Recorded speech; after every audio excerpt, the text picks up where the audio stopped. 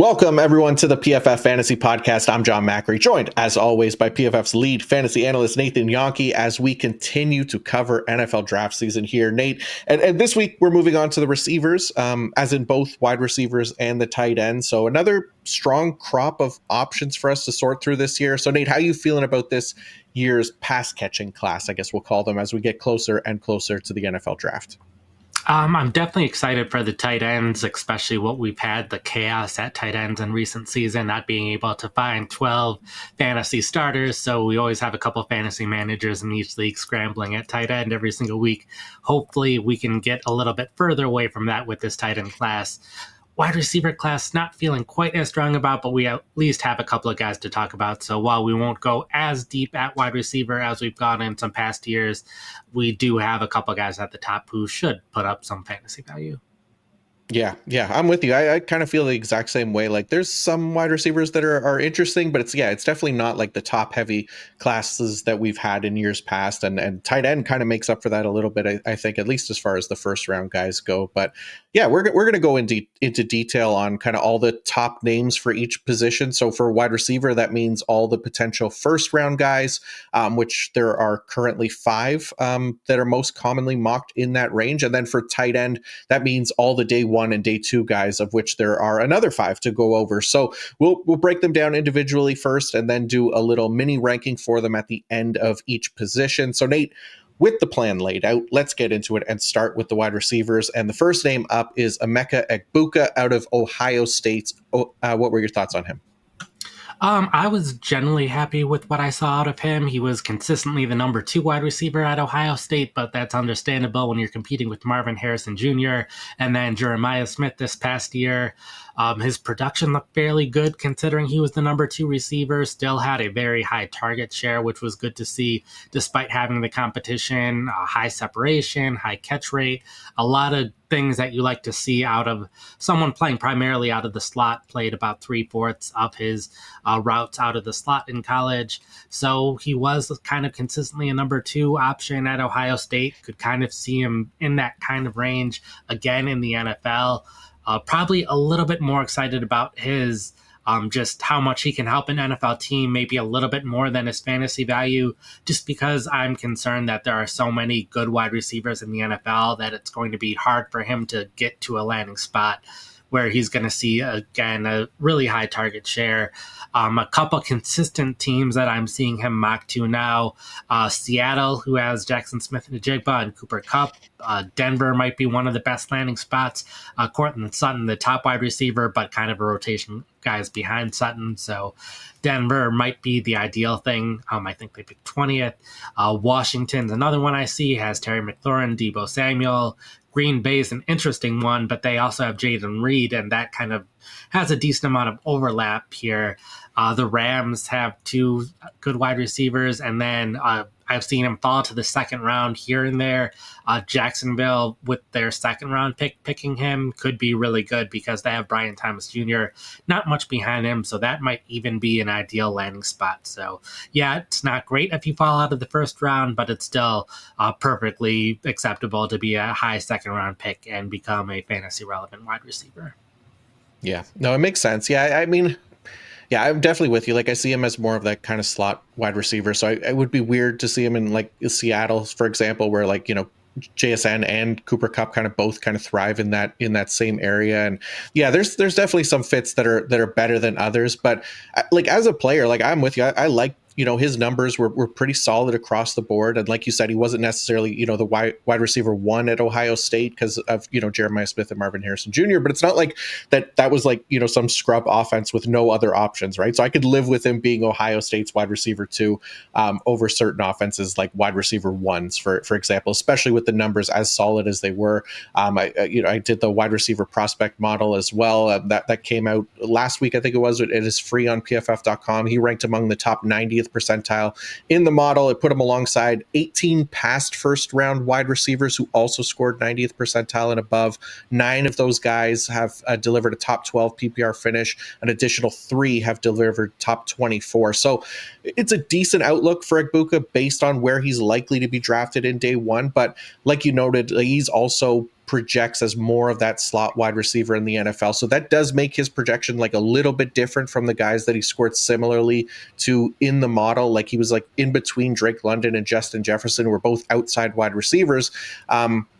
But so he's definitely different in that regard. There was only 5 other wide receiver prospects, Egbuka included, who scored among the top 90th percentile and had at least spent 70% of their offensive snaps in the slot. So the other 4 wide receivers who fell in that criteria were Jalen Waddle, Jackson Smith and Jigba, and then Treylon Burks and Elijah Moore. So some high-end hits for those with mostly slot experience in college, but also, some concerning ones as well. But I did like what he did. He was able to do while working in the slot, obviously faced a high rate of zone coverage. He was 3rd in this class in yards per route run versus zone coverage. And yeah, just efficiency numbers as a whole, I thought were encouraging for translating to the NFL as a player who, you kind of visualize as this kind of quarterback friendly target who can have a feel for those holes and, where he can be utilized more often than not. And it translates to his open target rate, 10 plus yards downfield as well. That's 42% open target rate on those 10 plus ADOT throws, which was an 85th percentile mark. So I like him in the right offense. I think, he's going to rely on that slot role a ton. Then, if there's an offense that is going to utilize him a lot out of the slot, then, maybe he does have that top 12 potential. I just don't think it's the most likely scenario for him, but that doesn't mean like he can't be a consistent fantasy starter either, right? Like if he's, a wide receiver 2 for fantasy purposes, again, probably in the right offense, then I think that's a perfectly fine outlook for Egbuka.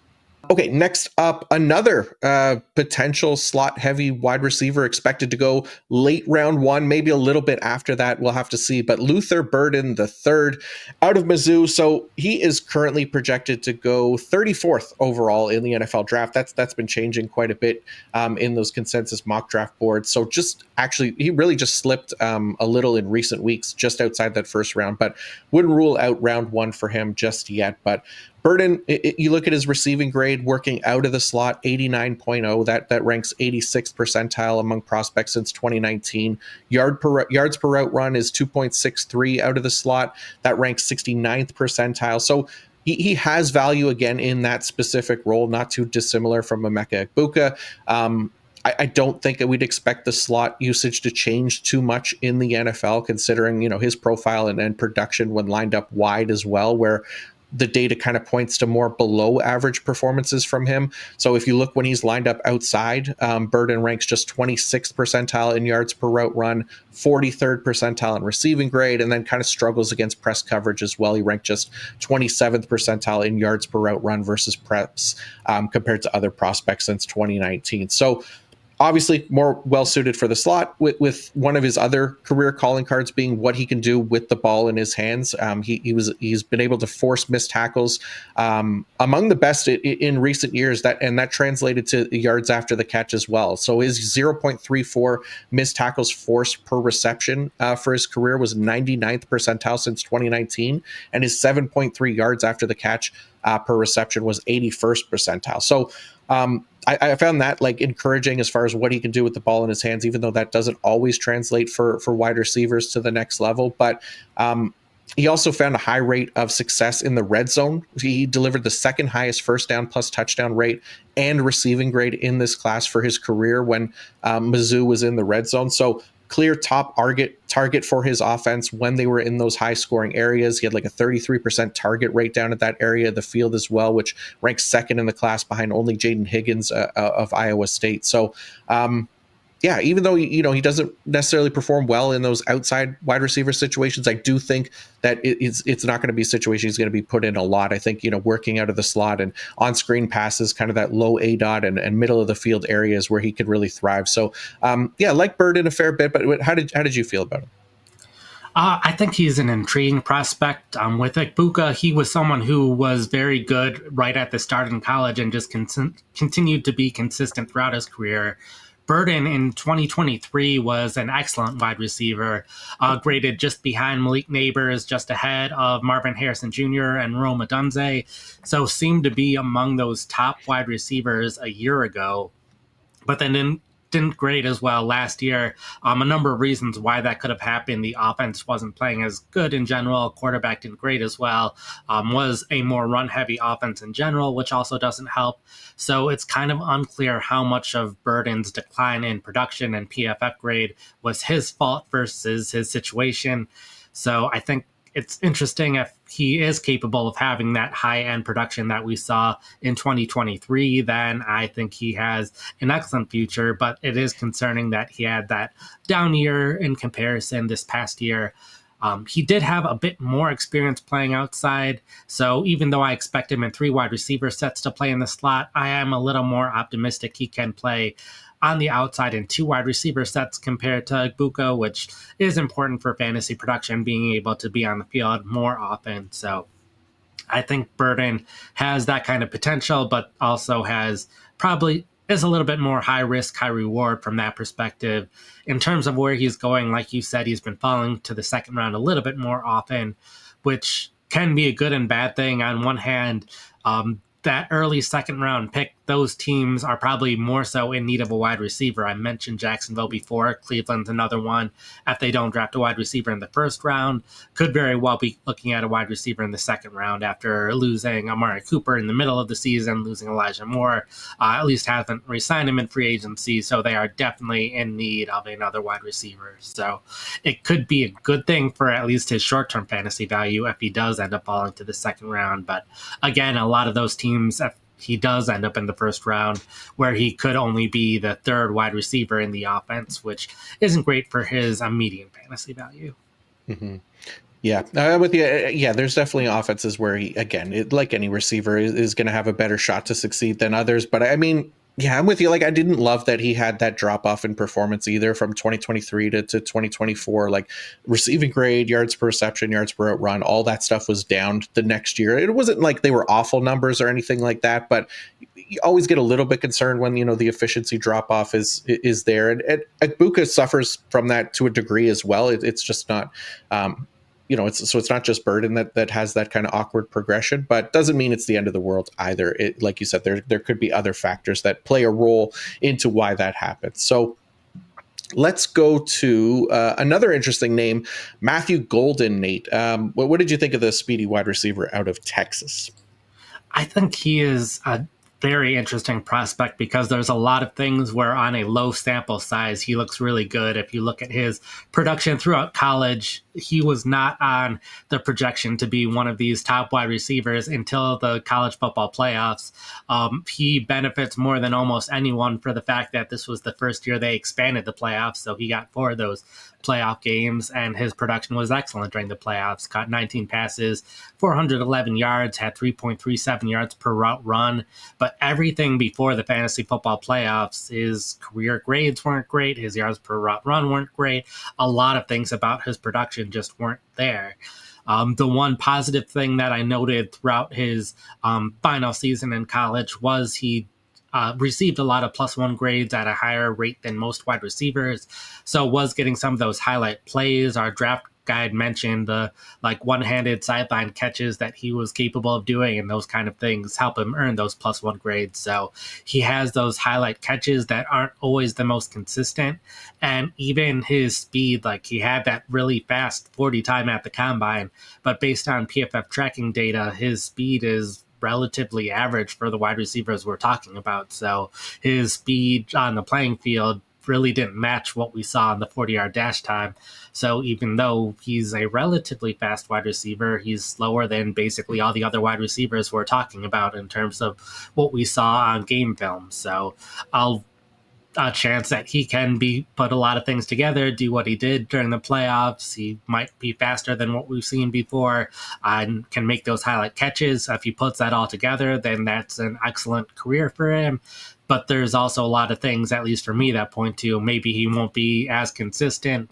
He did a couple of things good at certain situations, but not always. So I think he is a risky player, but he seems to be the second guy, at least on consensus big boards now, pretty consistently seeing him as a player who could go to the Cowboys, and the Cowboys are a team that needs a wide receiver.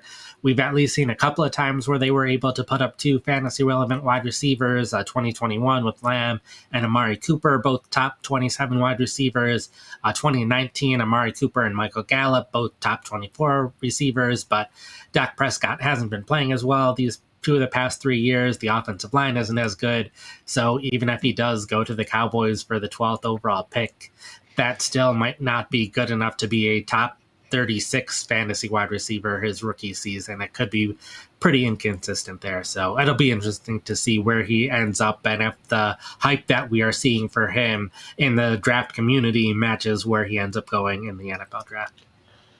Yeah, I mean, there's definitely hype, right? I just personally, like, I don't see it. Like, I don't think it's a risk worth taking in the first round, at least. Like, second round, I could see that a little bit more. But like you said, like, there's small sample sizes of him finding success, but there's just, as far as like career numbers as a whole, like, there's just a number of red flags in his profile. Like, even if you look at just one, like yards per route run by itself, which alone, has been a decent indicator of NFL success. Like, that's arguably like his biggest red flag. He has a career yards per route run of 1.85. That ranks just 24th percentile among prospects since 2019. And even like his best mark for an entire season, 2.10, that's just a 12th percentile mark. So up until last year's NFL draft, like, taking a wide receiver in the first round that didn't have at least 2 yards per route run just barely, like, it didn't happen, right? Like, the 2024 class produced 3 of those players: Brian Thomas Jr., Ricky Pearsall, Xavier Legette.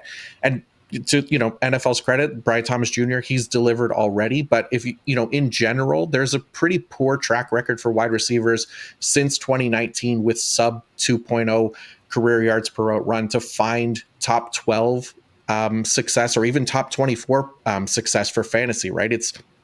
I got 6% of players since 2019 with a sub career 2.0 yards per route run in college. 6% have found top 12 success. 7% have found top 24 success, right? Like, even if you consider Golden like a day 2 prospect, looking at like some of the past names that were drafted round 2 or 3, it's still not very encouraging for sub 2.0 yard per run guys, which includes Josh Palmer, Jonathan Mingo. So Terry McLaurin's in there, but Van Jefferson, Adonai Mitchell, DK Metcalf's a good one.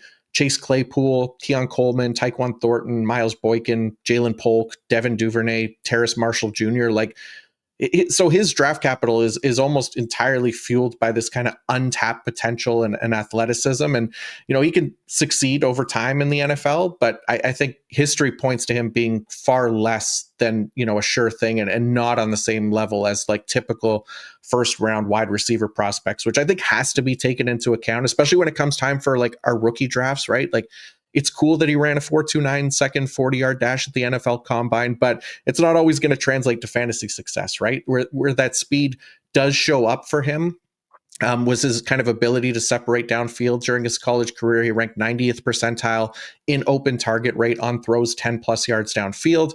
That sounds great and all, but it's a pretty common statistic for high-end speed guys to perform well in. And there have been some who have found success for fantasy. Look at Jameson Williams and Marquise Brown and even Xavier Worthy already. But most 4.2 speed guys recently haven't really thrived at the next level the way the NFL seems to think that they will, right? Like, you got like Anthony Schwartz and KJ Hamler and Henry Ruggs and Tyquan Thornton, Rondell Moore. Like, those are the kind of the more disappointing outcomes. But yeah, all this to say, like, I'm not a Matthew Golden fan. I have a really hard time envisioning a landing spot that will make me draft him among like the top 3 wide receivers in this draft class, of which he's kind of projected to be based on this NFL mock draft consensus. But yeah, I don't think it's an impossible path for him to succeed, but I find it much more unlikely, and that just kind of keeps me steering away from him.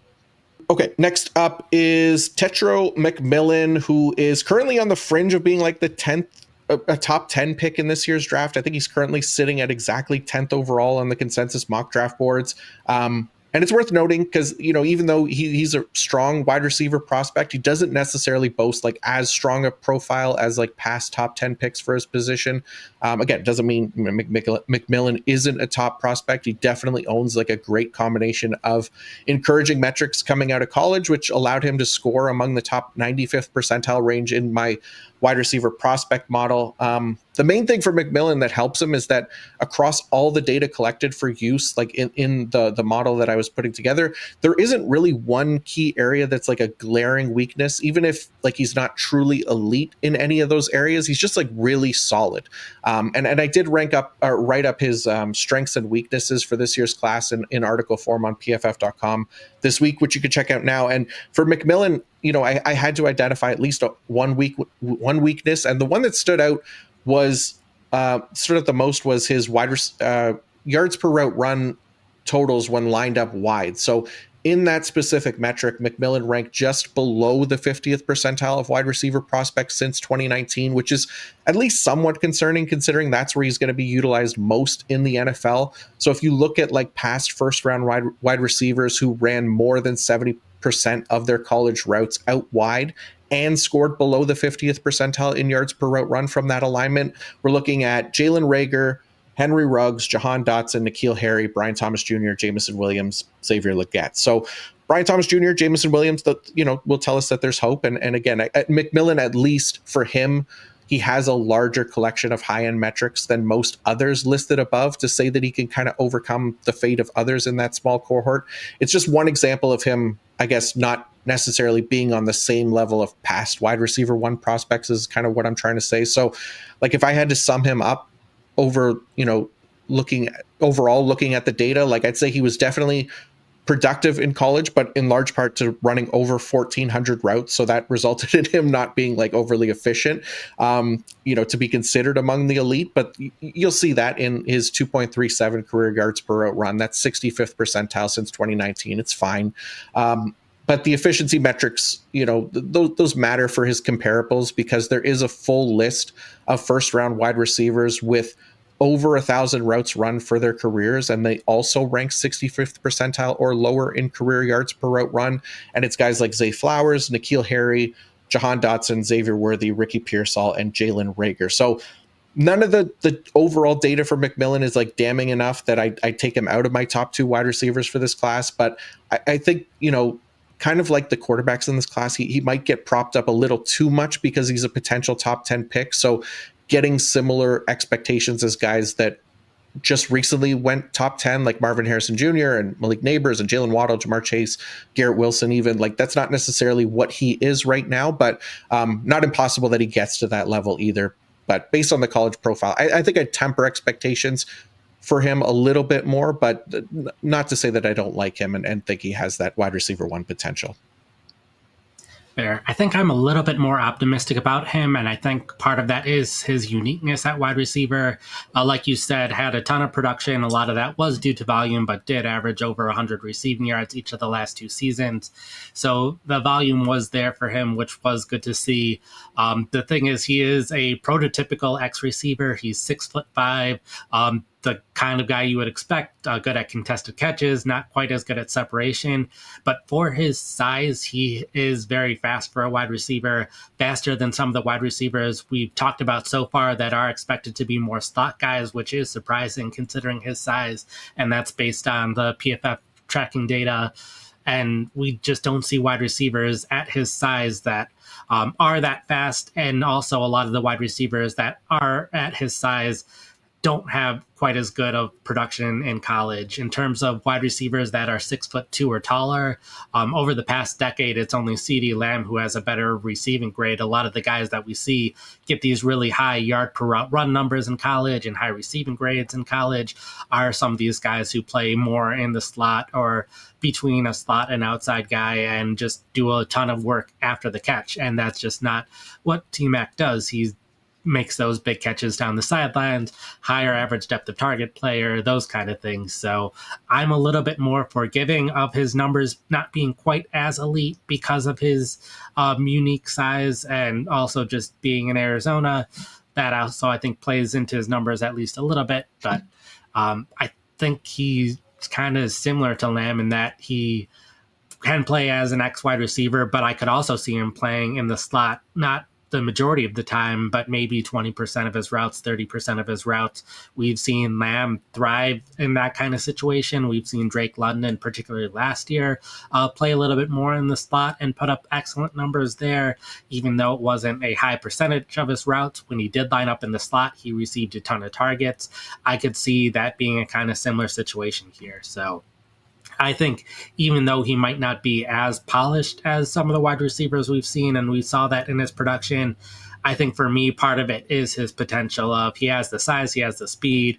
If he's able to put that together more with a better quarterback, I think he has the potential to be an excellent wide receiver, more so than the other wide receivers we've talked about. So that's why I'm a little bit more excited about him. But like you said, the draft capital will be interesting on him. I've seen him in the top 10 and plenty of mocks still, 4 to the Patriots, 6 to the Raiders, 8 to the Panthers, or 9 to the Saints. But I've also seen him drop in plenty of mocks as well. I've seen some people like Golden better for whatever reason, and I've seen T-Mac fall all the way to the Commanders at 29 in multiple mock drafts that I've seen over the past couple of days. So I think there's a wide range of possibilities, so that'll play into things. And part of that is he is this clear X receiver that if a team already has that X receiver, they're probably less likely to draft him, where a team can more have multiple players who play in the slot or Z/slot receivers. So it might be a little bit harder to find the landing spot for him, but I think he definitely has that potential. But a lot of it will be how good's the quarterback throwing to him, since that'll factor in more for him than the other wide receivers we've talked about, and how good is the offense in general. No, it's a good point. And yeah, to be fair, like he's very clear, like at no worse than wide receiver 2 for me in this class. And it just depends on what happens with Travis Hunter as well, and how he gets utilized in the NFL. But yeah, like I definitely think, like, as far as, you know, him falling behind Matthew Golden or anything like that's definitely egregious for McMillan. Like I think he's much better than that, and I think has that wide receiver 1 potential more so than pretty much anybody else in this class other than Travis Hunter. So I'm with you. Like I think there is reason to be excited for him. I just think like he's not necessarily the lock that past like top 10 wide receivers kind of have been, where we really expect that fantasy success to happen immediately and kind of regardless of situation. But still optimistic about him overall for sure. I do agree. He does carry a little bit more risk than the top guys we've seen from past draft classes. Yeah. Okay, last wide receiver we'll cover in detail here today before going on to the tight ends. A guy who might not even be a full-time wide receiver in the NFL, Nate. Travis Hunter, tell us about him. Yeah, so Hunter, we've seen him the past 2 years play both wide receiver and cornerback, something that we really haven't seen out of a player in decades. To the extent that he's done it, we've seen some players play wide receiver part of their career, cornerback other part of their career. We've seen players take snaps on the other side of the ball a little bit. He was a full-time player on both sides. Wide receiver, his grade was just as good as the other wide receivers we've talked about over the past 2 years, basically right in the middle in terms of his career grade out of these 5 wide receivers. Our draft guide, as well as others, have mentioned, yeah, he's not as polished as some other wide receivers, but that makes sense considering he's been playing 2 positions. And if he did focus more of his time at wide receiver, then he has the potential to be the clear top guy in this class. Prototype says more of a Z wide receiver. We've seen basically all of the other wide receivers we've talked about, like they play a lot either out wider in the slot, and then their yards per route run were better in the opposite situation. With Hunter, he was best lined up on the outside, great against zone coverage, so that fits exactly what you expect out of a Z receiver. Think similar to like Jamar Chase, Puka Nacua, Brian Thomas Jr., Malik Neighbors, all guys who play more at the Z but can play kind of all over the place, which I think Hunter is capable of doing. So that's where he's at. And if he is a full-time wide receiver, I think we're both in agreement that he is the top wide receiver in this class. But because we don't know what position he will play, he is so intriguing of what to do with him right now, and will continue to be intriguing what to do with him. Basically, all mocks that I've seen recently, it's either the Browns at 2, the Giants at 3. Andrew Berry at the NFL Combine said they view him more as a wide receiver. So if he does go to Cleveland, then at least for me, he's the clear top wide receiver for the class. The Giants say they've evaluated him at both positions. In my opinion, they have more of a need at cornerback than they do at wide receiver, but either one is possible. Pairing him with Neighbors, yeah, they have a little bit similar skill set, but they can make the two coexist just fine if they wanted to. And then there's always a chance. We think we know what's going to happen heading into the draft. Anything is possible. A team could have fallen in love with Hunter and are ready to put a bunch of stock together to trade up to the 2 or 3 pick in order to get Hunter, and then we don't know what that team will be or how they view Hunter. So anything is possible, but like all the guys we're talking about, there's a risk of an injury. There's a risk that they aren't the player that we think they are. There's players who don't work out in the NFL all the time at every position in the NFL. So all those risks are still there with Hunter. There's just also the risk that he's not playing wide receiver. And like the logical thing is a player can play cornerback and prep for cornerback and prep for like 5 or 10 plays at wide receiver. You can't really be a full-time wide receiver and prep for a couple plays at cornerback because you need to evaluate everything that the offense might be doing and learn basically everything that the defense might be doing that game. So if anything, it points more to him being a cornerback, but what we know, wide receivers are generally more valuable to teams. So a chance a team will put him there. So it'll be very interesting to see where he ends up and how open the team is about how they will end up using Hunter. But there's always the risk that like maybe he's not doing quite as good at wide receiver. They flip him to cornerback, and then all of a sudden his second year he's at a different position. So a very interesting prospect. I think he will be a topic in fantasy leagues and how scoring works in fantasy leagues and that stuff for several years to come.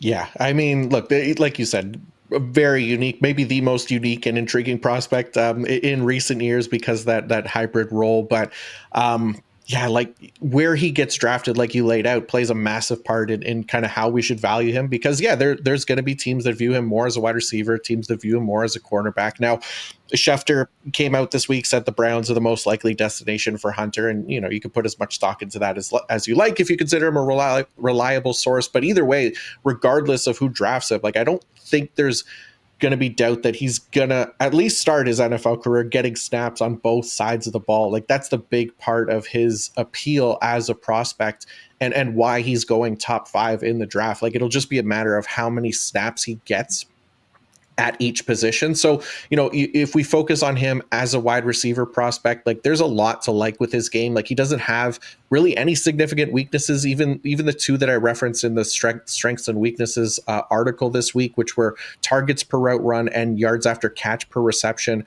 I have no concern about because yards after catch per reception is not a metric that has much bearing to NFL success, and his lower target rate can be easily explained away by Colorado putting out 4 and 5 wide receiver sets, way more than most teams, but also because it would make more sense for the offense to not overwork him as well, considering he was a massive part of the defense too. So, you know, coming back to that offense in Colorado, like I wrote up personnel adjusted yards per route run for this year's wide receiver class, which creates kind of an expected yards per route run for a player based on how many wide receivers are on the field. So the more wide receivers on the field, the less efficient it is for any expected wide receiver to put up yards per route run because of that higher target competition. So for Hunter, he had one of the lowest expected yards per route run totals going back to 2019. It was like second percentile because of the fact that Colorado ran so many 4 and 5 wide receiver sets.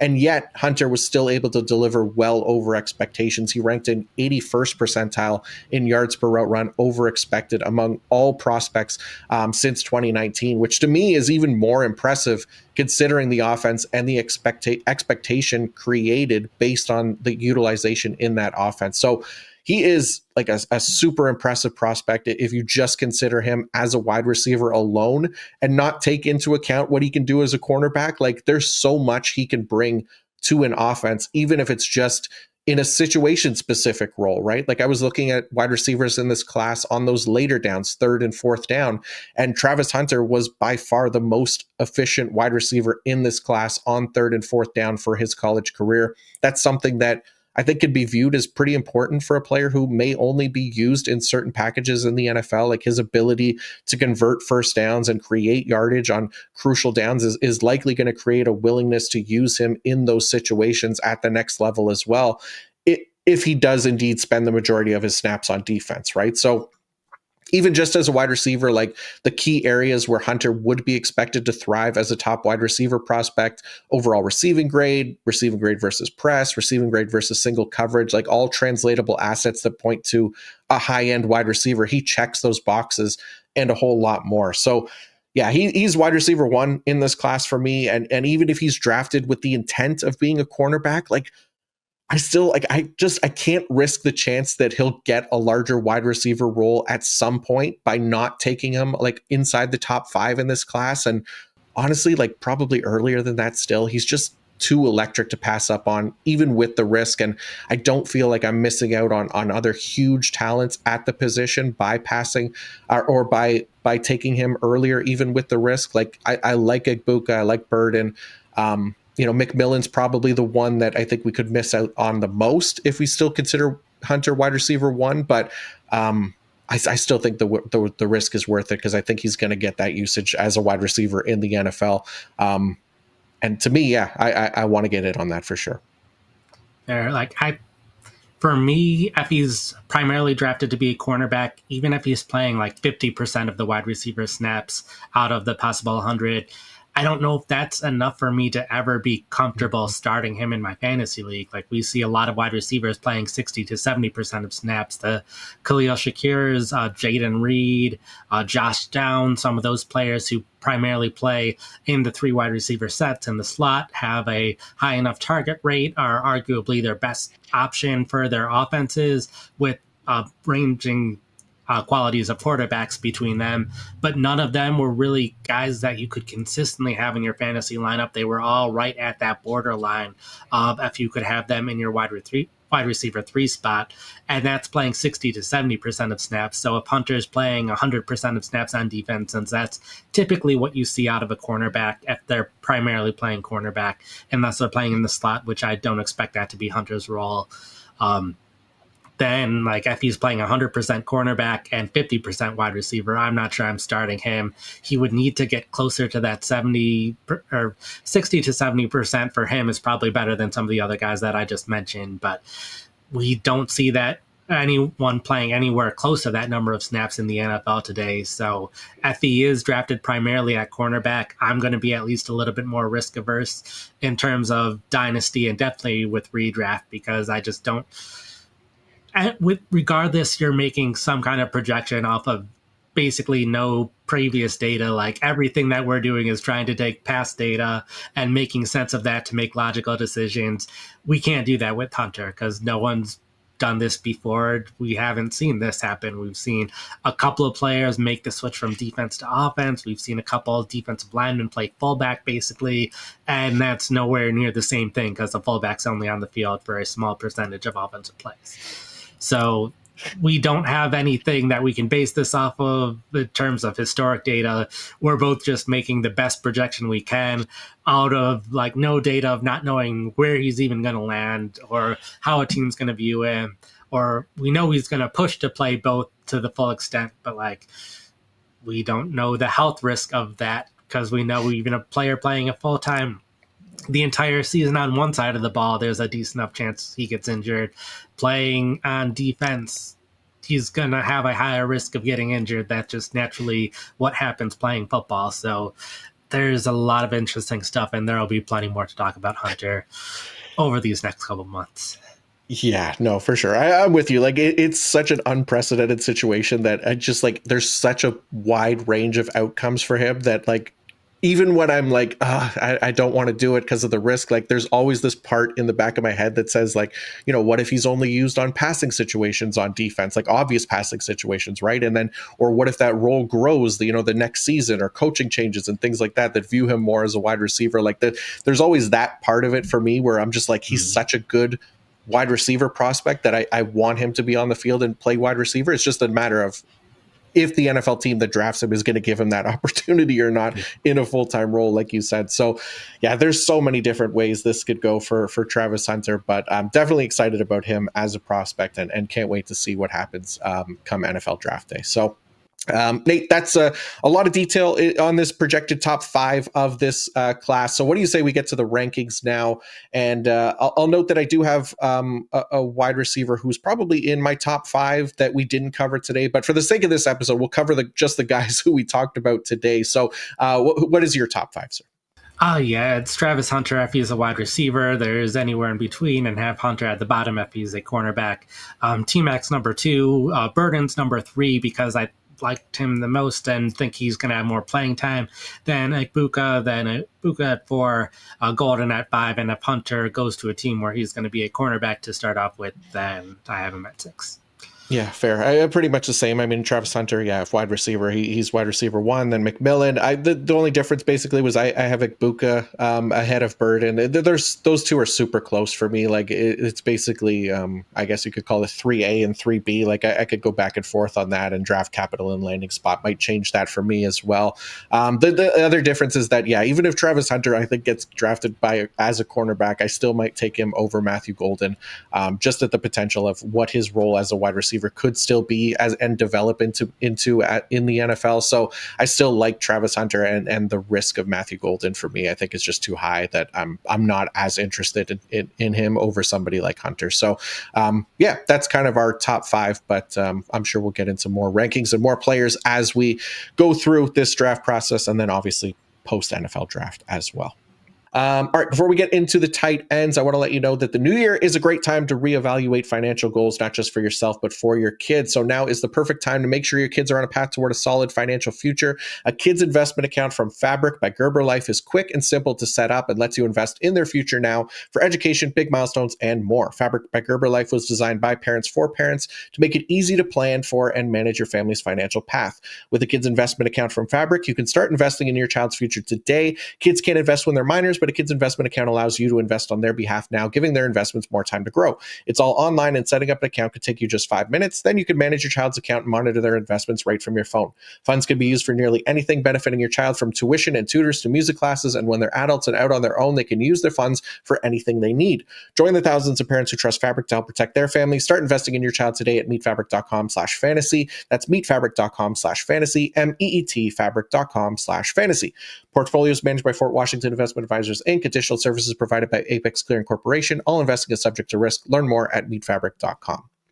Okay, let's move on to more pass catchers now. Moving to the tight end position, a pretty top heavy class here, especially with those 2 potential first rounders in this class. And I'll start with Colston Loveland out of Michigan. So it's basically Loveland and Warren who are the clear top options for this class, but kind of focusing on Loveland first. He has, I think, an excellent outlook for fantasy because he joins this kind of top percentile of past tight end prospects who have all found tight end 1 success in their careers. And that's referencing my the rookie tight end model that I had. Now, I wouldn't be surprised to see anyone kind of rank Loveland as the tight end 1 in this class. And I have already, but I think for the most part, he's kind of the clear tight end 2 behind Warren, and the tight end model has him there as well. So you look at Loveland's highs as a receiver in terms of production. They haven't really come close to what Warren was able to do in 2024, although he did miss time this past season due to injury. And then, looking at some of the rate stats, career yards per route run, 2.22 specifically, like he was slightly better than Tyler Warren in that regard. So that being said, like he boasts an overall elite prospect profile for the position, regardless of kind of missed time. And even as a latter half of the first round, like draft pick, he kind of joins other past top 12 fantasy tight ends like Brock Bowers, Kyle Pitts, TJ Hawkinson, Hayden Hurst, and Dalton Kincaid, who have been those first round picks, in addition to one top 24 finisher, so non-top 12, Noah Fant, basically putting him in a great position to kind of deliver that weekly fantasy production at some point. Or hopefully sooner rather than later. But it also, like, based on his score in the prospect model, there's a 40% success rate to become top 4 for fantasy at his position, 60% for top 8, and so far 100% for top 12. So a lot to like about Loveland. But what did you think about him, Nate? I agree with you. Clear top two. Like the wide receivers we talked about, where they end up are going to change where I view them. I could very well change everyone in that top five depending on where they end up. Where at the tight ends, it's a pretty clear top two. Loveland, you mentioned a lot of great things about his production and how they stand up compared to the other tight ends who have been consistent fantasy starters in the past, and he looks positively there. So that has all looked great. I think my only concern about him is potential playing time. One, because he is more of that receiving option, less of a blocker. There's a chance he might not play as much on early downs. And some of the landing spots he is projected to land with, the Indianapolis Colts, Los Angeles Chargers, Denver Broncos, are the three teams I'm seeing him mocked to the most recently. All three of those teams have a history of rotating their tight ends based on situation. So because of that, I'm a little bit worried about his playing time on early downs, but it's not a ton. It's mostly what makes is the difference for me between one and two. I think Johnny Smith is a good example last year where he started the year as a rotational player, but then he was playing so well as a receiver that as the season went on, they started playing him more on early downs, even though he was a little bit more of a liability in terms of his blocking, but they needed him on the field for his receiving. So his playing time went up as the season went on, and because of that, his fantasy production also went up. So hopefully Loveland plays well enough that a team is willing to play him on those early downs, even if he's not the greatest blocker in the world. But we'll see what happens with where he's drafted. I would just be maybe a little bit more hesitant about how well he'll play early on that first month or two of his career in terms of redraft. Not as concerned in terms of dynasty. And at least in terms of redraft, you're probably drafting him around that tight end 12 range, in which case you're also drafting a guy like maybe a Tucker Kraft, a Dallas Goedert, someone else who you can have in case Loveland isn't doing quite as good early in the season. You can start someone else, hold on to Loveland, then start Loveland later in the season. Yeah, no, it makes perfect sense. It'll be really interesting. I keep seeing him mocked to the Los Angeles Chargers just over and over again, going back to the Jim Harbaugh connection at Michigan. So, I mean, if that's the case, like I kind of like that spot for him, especially, we got fantasy value out of Stone Smart last year. So I would imagine that Colston Loveland could be able to provide that a little bit more consistently in the Chargers offense. So, next name on the list here, Nate, Elijah Arroyo out of Miami. What did you think about him? He is very much a projection of what he will end up doing. Tore his ACL in 2022, also missed most of 2023. It seemed like in 2024, it took him some time to really get things going. The last 4 weeks of his college career, he was looking fairly good. 2.47 yards per route run over those 4 games, caught 18 passes for 269 yards. So for those 4 weeks, he looked like very capable tight end. It just, we didn't really see it all that much. The sample size wasn't big. So if you look at his entire college career, his numbers were not great. But in terms of some of his other production, his separation was the worst among some of the guys we talked about, but his speed was among the fastest we've seen at tight end. In terms of the tracking data, it's really only Brock Bowers, Greg Dulcich, and Jaheim Bell who have been faster out of the tight ends who were drafted since 2016. So he has been a very quick tight end on the field. It just hasn't necessarily led to a ton of production. Also, a little bit concerned, even more so than Loveland, how much he'll play on early downs.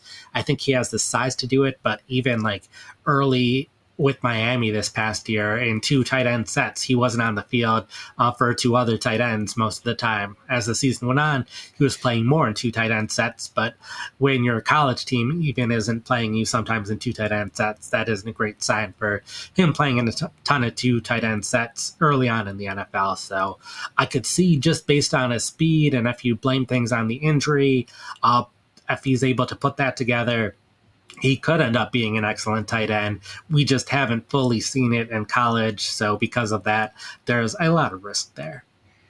Yeah, I think, between Arroyo here and Mason Taylor, who we'll talk about in a bit, like I'm not as optimistic about either guy as the NFL seems to be. Like, and I guess like for fantasy specifically, right? Like Arroyo, like he has speed, that's great. Like he's probably going to get relatively good draft capital as well, which is great. I just think everything else that matters is kind of where I'm concerned. You look at his, production for his college career comes almost entirely from that 2024 season, obviously because of the injuries, because he only had 11 receptions through his first 3 college seasons. But the metrics where he really stood out, he did so at a high level. Like, unfortunately, they're just not like ideal metrics to point to for like NFL or fantasy success. It's things like yards per target, yards after catch per reception, things like that. And he did so on one of the smallest sample sizes of the class as well, like you said. So, for example, he did technically exceed Brock Bowers's top tier career 11.3 yards per target with 11.9 himself, but he did so on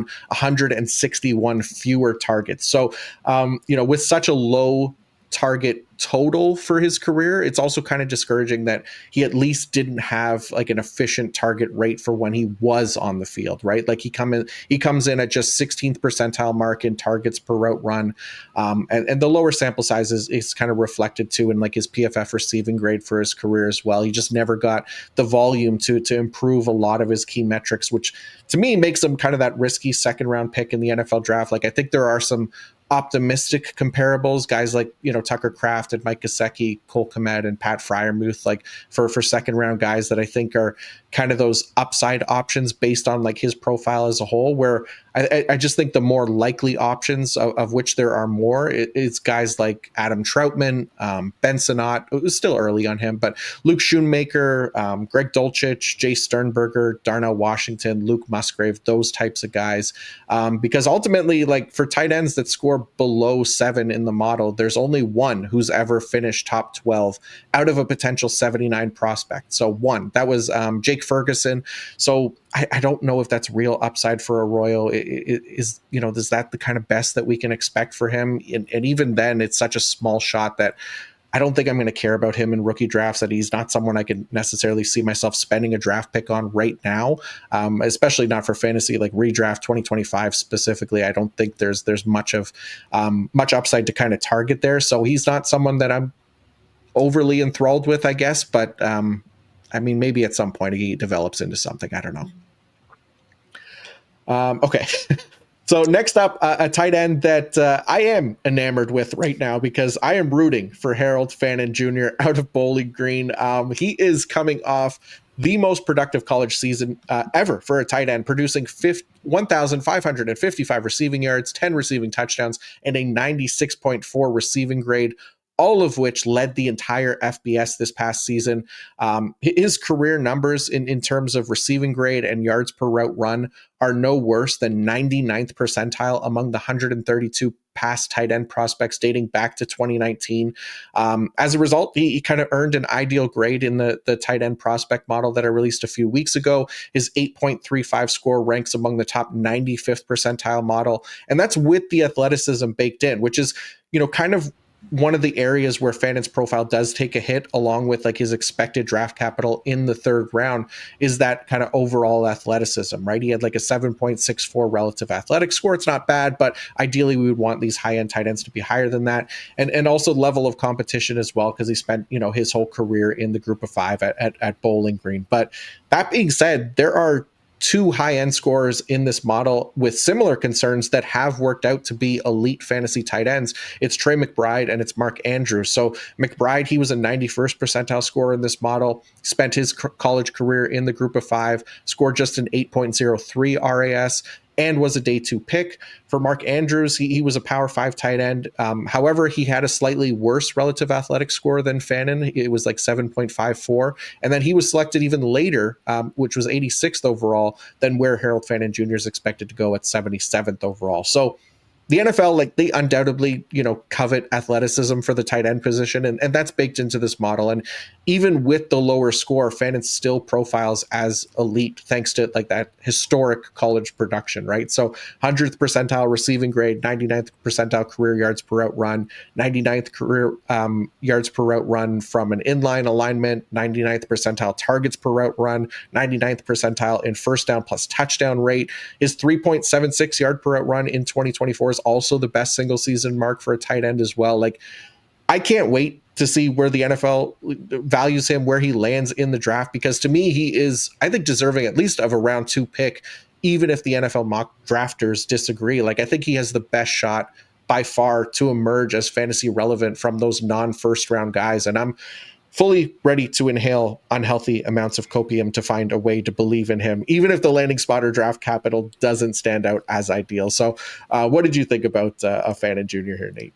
Oh, yeah. First off, like you said, a lot of his numbers were excellent. Just to add a couple more to them, yeah, he played for Bowling Green, but when he did face Power 4 competition last year, he faced Penn State and Texas A&M, caught 19 passes for 282 yards and 2 touchdowns in those 2 games, had at least 100 receiving yards by the fourth quarter. In both of them, they were one-score games, so it wasn't like he just put up a lot of receiving yards in garbage time against backups. This was against those teams at their best.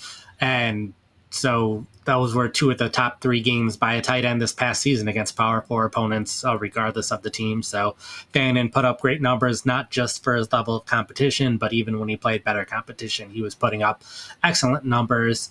While the 40 time wasn't great, he's speed in terms of PFF tracking data was among the top 10 percentile that we see out of tight ends. So definitely a speedy tight end. Some of the concerns I had, though, one, his route tree wasn't that diverse compared to some other tight ends. That makes sense because he's not trying to impress NFL teams. He's trying to win football games, and he didn't need to run that many diverse routes in order to beat opponents. So I can't blame him too much, but we will need to see more of that in the NFL in order for him to succeed. A little bit concerned about his size at the combine, measured out 6'3", 241 pounds. And that is on the smaller side for what we see out of tight ends. The tight ends who saw 25 or more targets last year that were 6'3" or shorter and 241 pounds or lighter. Chig Okonkwo, Noah Gray, Dalton Kincaid, Evan Ingram, Taysom Hill. All of them didn't see as much playing time as we would have liked to see. Evan Ingram had the highest snap rate at 71.5%, which was a little low last year due to injury. We have seen him play a higher percentage of snaps, but everyone else was at 60.8% or lower. We didn't see him have excellent red zone target rate, and typically for a tight end who isn't seeing as much playing time, you need to see a lot of those targets in order to put up the fantasy production on a smaller sample size of snaps. So on the counter of that, though, he did grade well as a blocker, albeit against that level of competition. But even our draft guide has said generally positive things about him as a blocker. So even though he is on the smaller side, he has shown more as a blocker than some of the tight ends we're talking about. So I'll be very intrigued to see how a team ends up using him as a tight end. And then just the other concern, like you said, the draft capital, he's projected as a 3rd round pick. Other guys we're talking about are 2nd round guys or 1st round guys. So I value what teams view the players as more so than what I view the players as. So if they're viewing him as a 3rd round pick, then that has me a little bit lower on him. But the draft can change everything. He could end up getting drafted in the 2nd round. Some of the other guys we're talking about could get drafted in the 3rd round. And why we're talking about some of these guys rather than more wide receivers is just there's only so many tight ends that have a chance to get there. With Fannin, there's no guarantee he's ever going to be a fantasy starter, but there's a chance he gets there. Where at wide receiver, like tight end, we have 3 guys we're talking about who could get there maybe. At wide receiver, there's probably 10 to 15 guys that fit in that conversation. Where they rank varies wildly from one place to another. I've seen our draft big board change where those guys are ranked a lot over the past month, as well as consensus big board. So the reason we're talking about tight ends rather than wide receivers is there's fewer of them, even though they probably have somewhat similar hit rate of potentially being a fantasy starter. Yeah, it's a good point. And yeah, I mean, I like you said, it just super intrigued to see where he ends up going. I think, for fantasy purposes, like I just love the receiving profile, obviously for him over some of the other couple guys that are going on day 2, and probably view him more as like a big slot in the NFL more so than like your typical tight end. But that's just going to depend on how the NFL views him, right? How they use him and things like that. So it's not a guarantee, but man, those numbers are definitely encouraging for Fannin. So I'm excited to see what happens with him. Okay, next up is Mason Taylor out of LSU. Nate, I kind of hinted a little bit on my feelings on him, and already, but we'll get into that more in a second. But how are you feeling about Taylor right now? Probably the lowest out of the tight ends we're talking about today. The production hasn't been quite there. The receiving grade over his career hasn't quite been there. Part of that's a little bit understandable. He's had excellent competition for targets, had Brian Thomas Jr. and Malik Neighbors he was competing with for targets. So when that happens, yeah, it's understandable you're not going to see as many targets. That wide receiver duo is better than most wide receiver duos in the NFL. So that's going to happen. And then last year, his production did go up, which was good to see. The quarterback situation wasn't quite as good, so that probably put a little bit of a ceiling on his production. So he, again, is a little bit more of a project. If he's going to be able to do it in the NFL, his separation was excellent, so that was good to see. And does put some optimism towards, yeah, his production's not there, but he was able to get open. He's just not as good as Brian Thomas Jr. or Malik Neighbors, and that's fine. But the biggest negative in our draft guide was consistently mentioning his strength, and that's ideally something that can improve. You can't really improve your speed all that much, but strength is something that a player should hopefully be able to improve. So, yeah, he's a project, but you could see him potentially getting there with his separation if he's able to build up that strength. Then the big thing is his size is more of a prototypical tight end, 6'5", 255 pounds. That's kind of what you like to see out of someone who is playing every down. So while I value someone's ability to be on the field all the time because you get more fantasy points that way, because of that, we're talking about Taylor at all rather than only talking about 4 tight ends, probably because I can see a path to him being an every down tight end in the NFL and having some good production, even though there's a chance that he never gets there. But that's true out of 2 of the other tight ends we're talking about too. Yeah, definitely. Yeah, I wasn't optimistic about Arroyo, but I think I'm even less optimistic about Taylor. Honestly, like I'm sure he could be a fine, NFL tight end. I just have a really hard time seeing like how he'll be useful for us in fantasy, like just based on the numbers. Like you said, like I know Malik Neighbors and Brian Thomas Jr. were there, but you'd like to see something, from him a little bit more. Like one of the biggest red flags for his potential fantasy success, at least as far as tight end data goes, is again his career yards per route run. Like there hasn't been a single tight end drafted since 2019 among a possible 43 prospects who has cracked the top 12 fantasy tight ends that had a career college yards per route run total below 1.40. His career yard per route run is 1.09. So that is just 9th percentile among all past tight end prospects since 2019.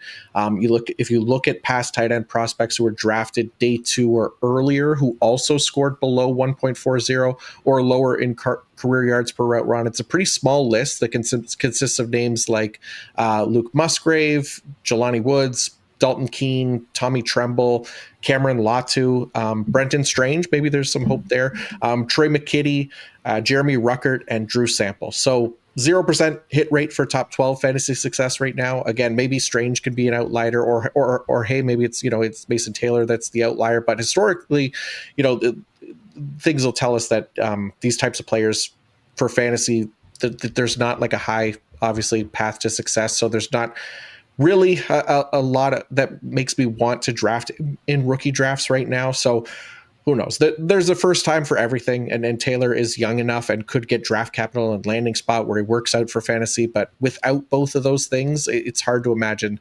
spending a rookie pick on him in like those non-tight end premium formats, I guess. And like any of them are probably like late second round to third round dynasty picks regardless. So that's kind of the range we see them in. Even in redraft, probably not drafting any of those 3 unless they end up in a great landing spot and are probably like more of an early second round pick. If that ends up happening, I could see one of them being draftable. Yeah, that's fair. Okay, last name for our tight ends. The top name in this class, Tyler Warren out of Penn State. So he's set to be drafted as the top tight end in this year's class, potentially in the top half of the first round, which considering, his profile, I think makes perfect sense. He owns the 3rd highest prospect score in my tight end model dating back to 2019 behind only Brock Bowers and Kyle Pitts, thanks to elite metrics across the board, which he most mostly achieved in his final college season in 2024. He delivered 1,230 receiving yards, which ranked top 5 among all Power 5 receivers, so tight ends and wide receivers combined. And then his 93.4 receiving grade led all Power 4, Power 5. I always forget that it's changed. Power 4 receivers in 2024. Every tight end currently ranked among the top 95th percentile of tight end prospects in this model. Each of them going back to 2019 has already achieved at least one top 12 PPR fantasy finish in their NFL careers. And that's on par with like track records for tight ends that are drafted in the top 15 in the NFL draft, which is also strong, right? Brock Bowers, Kyle Pitts, TJ Hawkinson, all have achieved at least one top 6 PPR finish in their career. So I mean, we can look at the numbers. It includes an 86th percentile career receiving grade, 81st percentile career yards per route run. He could produce from any alignment on the field. He's going to get the draft capital as well. Like the outlook is very strong for Tyler Warren. And even before we know the landing spot, like I think the minimal expectation for him should be that of a weekly fantasy starter while carrying kind of that potential to be a top 5 tight end at some point in his career as well. So I'm definitely in on Warren. I think, depending on how the draft shakes out, he can rank inside the top 5 rookie picks for me total for sure. But where are you at with him? He's my top tight end. He went through a bunch of the good numbers at Penn State. He was constantly Penn State's produced NFL tight end after NFL tight end. They've had Pat Freiermuth, Brenton Strange, Theo Johnson in recent seasons. Those are some of the guys that he was competing with for playing time early in his career, so it was understandable that he wasn't as much of a clear-cut starter earlier in his career. And yeah, his grade wasn't quite as good in 2023. A ton of that had to do with drops. He had a really high drop rate. If you compared his positive plays to all the other tight ends in 2023, he was among the better tight ends on a per-play basis. It was just the drops dragged his grades down, and last year he fixed his drop problems, had half as many drops on a much higher sample size of targets. So that was very good for him there.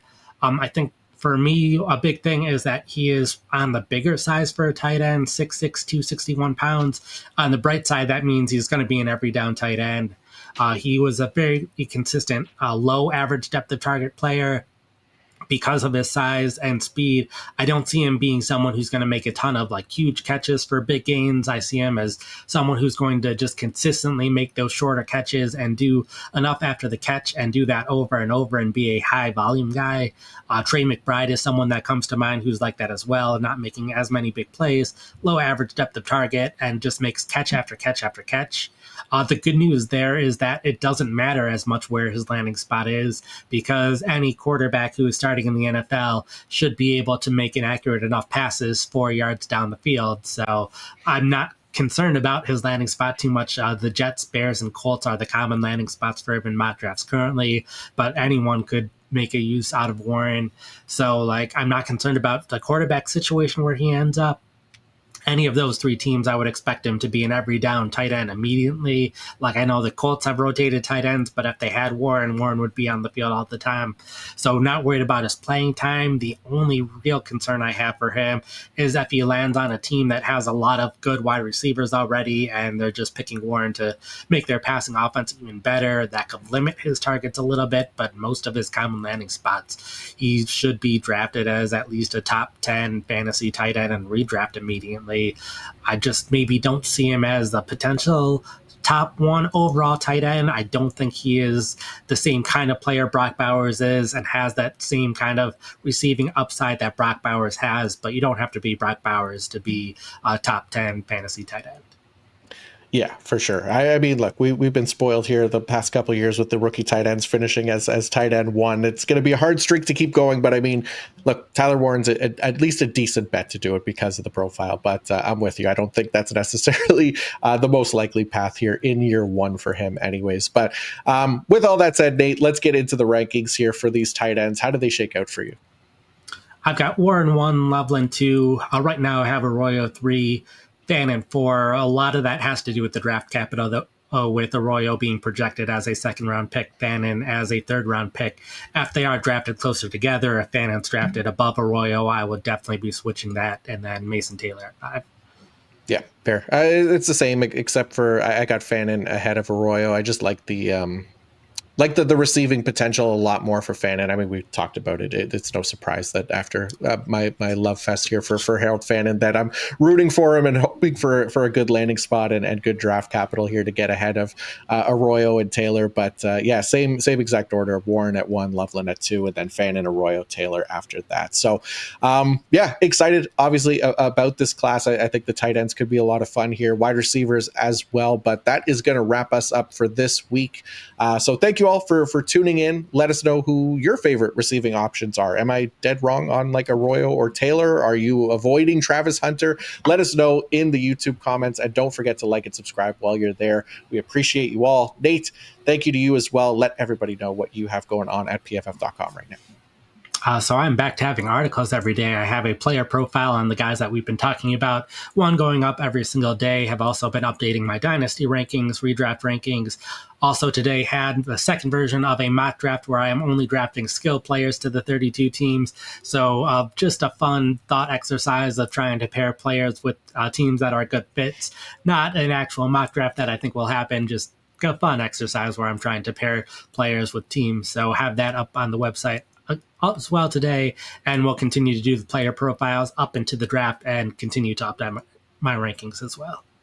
Nice. Yeah, no, I've done the skill position fantasy mock draft thing before. It's very important to have like in big clear letters, this is not a real NFL mock draft. It's for fantasy purposes only, or else people might lose their minds. But yeah, as for me, all my prospect models are out and are free on pff.com. I've also written up how the wide receiver and running backs have performed by situation.